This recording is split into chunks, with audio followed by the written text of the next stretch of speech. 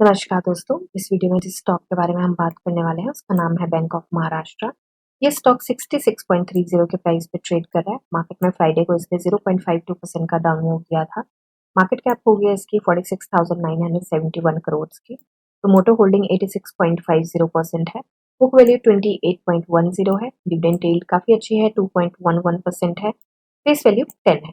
Fundamental video में already बना चुकी हूँ, प्लेलिस्ट में ऐड कर दूंगी, आप देख सकते हैं। अभी के लिए देखें तो स्टॉक 50 एंड 200 दोनों डीएमए से ऊपर ट्रेड कर रहा है, जो कि एक अच्छी बात है। पी रेशियो मीडियन से छोटू सी नीचे है 5 इयर्स के टाइम स्पैन पे एंड 1 मंथ के टाइम स्पैन पे भी छोटू सी नीचे है, तो ये एक पॉजिटिव पॉइंट है हमारे पास। ग्रॉस प्रॉफिट मार्जिन देखें तो यहाँ पे बिल्कुल 100 पे इंटैक्ट है and sales quarter on quarter increase हो रही है। बेसिकली बैंक है, फाइनेंस का स्टॉक है, तो revenue quarter on quarter increase हो रहा है। अभी के लिए चलते हैं हम इसके चार्ट पे। चार्ट पे देखिए, सबसे पहले तो मेंशन करना चाहूंगी ये स्टॉक ना अभी अपनी स्ट्रॉन्ग रेजिस्टेंस पे है एंड दूसरा ये चैनल के बाहर है। जैसे जैसे चैनल ऊपर जा रहा है उसके साथ साथ ये स्टॉक चला हुआ है, बट चैनल को क्रॉस नहीं कर पा रहा है। क्रॉस किया भी था बट सस्टेन नहीं कर पा रहा है। इसको काफी ज्यादा स्ट्रॉन्ग हर्डल यहाँ पे आ रही है उसको क्रॉस करने के लिए। तो अभी के लिए देखें तो स्टॉक पहले तो इसके सपोर्ट बना के, पहले रेजिस्टेंस बनी फिर इसका सपोर्ट बना 66.80 का। अब उसको सपोर्ट को एक ही दिन बना था, उसके बाद उसने ब्रीच कर दिया एंड अब स्टॉक जो ट्रेड कर रहा है वो कर रहा है 66.35 पे, ठीक है, एनएससी पे। एंड अभी इसकी ये वाली रेजिस्टेंस इसको स्ट्रांगली फेस करनी पड़ेगी। वॉल्यूम की बात करें तो फ्राइडे को वॉल्यूम 12.51 मिलियन का आया है एंड उससे पहले 12.54 मिलियन का आया है एंड उससे पहले 22.66 मिलियन का आया है। तो आप एक चीज नोटिस करेंगे कि जो रेड कैंडल है ना, जहाँ पे हमें डाउन मूव मिला है, वहां पे हमारा वॉल्यूम काफी कम रहा है एंड ग्रीन कैंडल पे हमारा वॉल्यूम काफी अच्छा रहा है। मतलब 2 मिलियन से ऊपर का वॉल्यूम रहा है हमारा, सॉरी 20 मिलियन से ऊपर का वॉल्यूम रहा है, 2 करोड़ से ऊपर का वॉल्यूम रहा है। तो अभी के लिए ना वॉल्यूम थोड़ा सा ड्राई हो गया है। आरएसआई की बात करें तो 49.60 पे है वीकली, डेली आरएसआई। एक बार वीकली चार्ट देख लेते हैं क्योंकि वीक हमारा कंप्लीट हो चुका है। तो वीकली चार्ट को अगर देखें तो हमें स्टॉक कहीं ना कहीं यहाँ पे बायर सेलर्स के हाथ में ज्यादा दिखाई दे रहा है, बट यहाँ पे साथ के साथ ही हमें छोटा सा एक वैसे तो ये बेरिश कैंडल है इसको, क्योंकि ऊपर से काफी दबाव दिखा है, तो ये इन्वर्टेड हैमर भी नहीं बोल सकते और इसको स्पिनिंग टॉप भी नहीं बोल सकते। बट थोड़ा सा अगर फिर भी अगर देखा जाए तो इन्वर्टेड हैमर की कैटेगरी में ज्यादा फॉल करता है, क्योंकि स्पिनिंग टॉप तो ये है, तो इन्वर्टेड हैमर की कैटेगरी में थोड़ा ज्यादा फॉल करता है। तो अभी के लिए, और ये इसके चैनल के बाहर भी है जो कि हमने उसमें भी देख लिया है। तो वॉल्यूम जो आ रहा है इस वीक में वो 82 मिलियन का टोटल रहा है, जो कि काफी कम वॉल्यूम है इस स्टॉक को ध्यान में रखते हुए।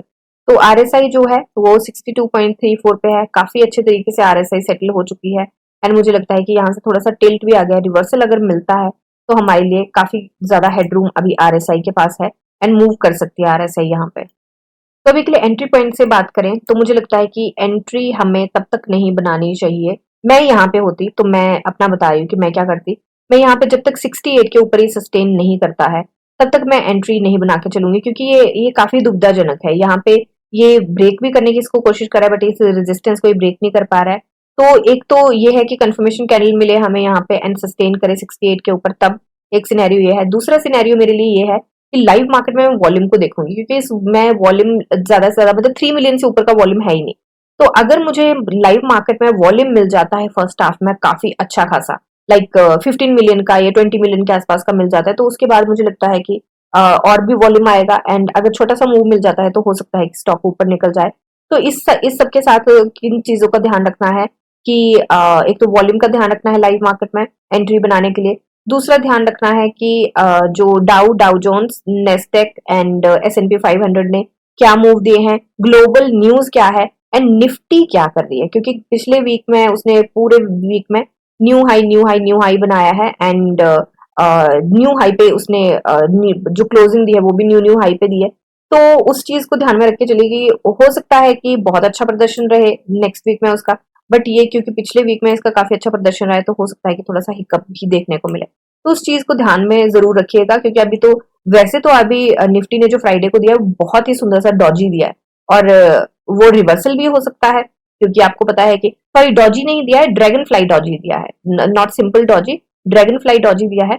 तो वो वैसे तो बायर्स के हाथ में है, स्टॉक बहुत ही स्ट्रॉन्ग तरीके से बायर्स के हाथ में, बट फिर भी थोड़ा सा ध्यान में रख के चलिएगा क्योंकि कई बार कॉन्ट्रा ट्रेड भी होते हैं।